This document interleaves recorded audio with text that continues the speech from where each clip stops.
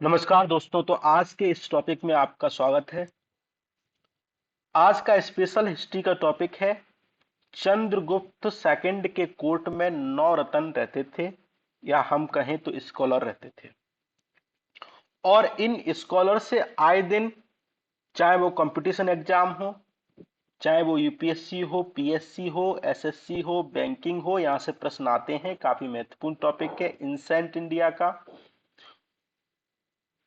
और ये हमारे लिए काफी महत्वपूर्ण नवरत्न है। उनके कोर्ट में रहते थे, उनके कार्य संचालन में चंद्रगुप्त सेकंड की मदद करते थे। ठीक है। और इसको पढ़ना हमारे लिए एग्जाम की दृष्टि से भी महत्वपूर्ण है,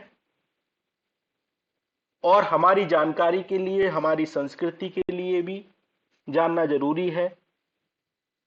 क्योंकि हमें गौरव की भावना तभी आती है जब हम अपनी रिच कल्चर को जानते हैं, जो कि भारतीय संस्कृति है।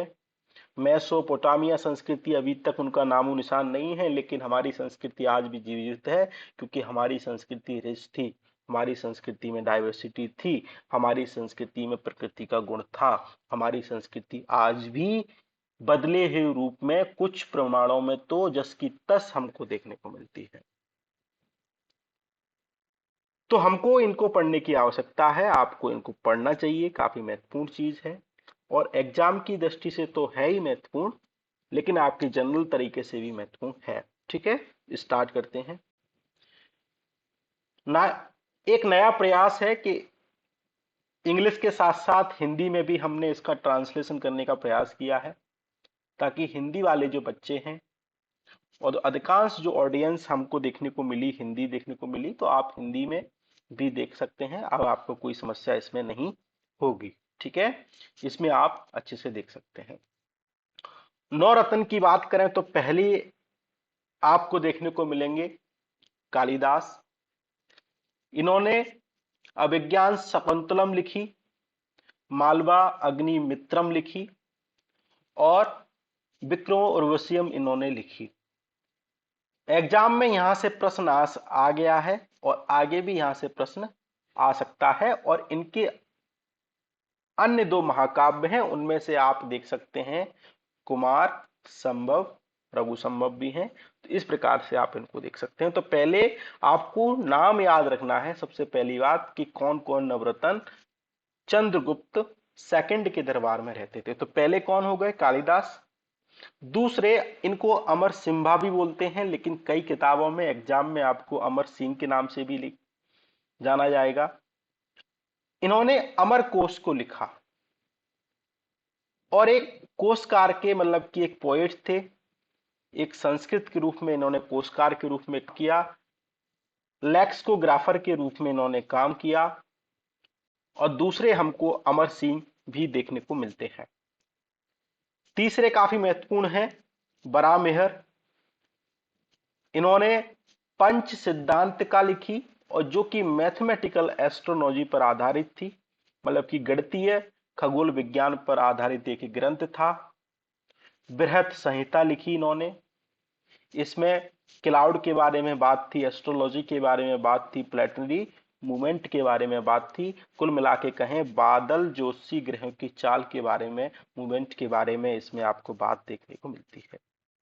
बृहत जातक यहाँ पे इन्होंने लिखा, जो कि वैदिक ज्योतिषी से संबंधित, वैदिक एस्ट्रोलॉजी के संबंध में यहाँ पे आपको बात देखने को मिलती है। तो तीसरे आप इनको याद रखेंगे, और इन्होंने जो पब्लिकेशन दिया है वो भी आपको याद रखना है। 2-3 बार पढ़ेंगे तो आपको याद हो जाएगा। चौथे, धनवंतरी आपको देखने को मिलेंगे। फिजिशियन थे, वैद्य थे,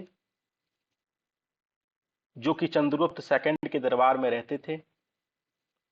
ठीक है, बस इतना ही याद रखेंगे।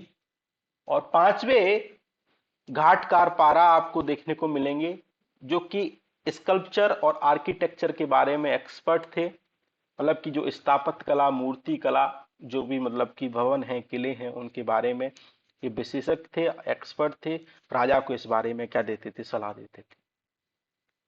सांकु 6वें नंबर पे थे। इन्होंने स्थापत्य कला, शिल्प शास्त्र की इन्होंने रचना की।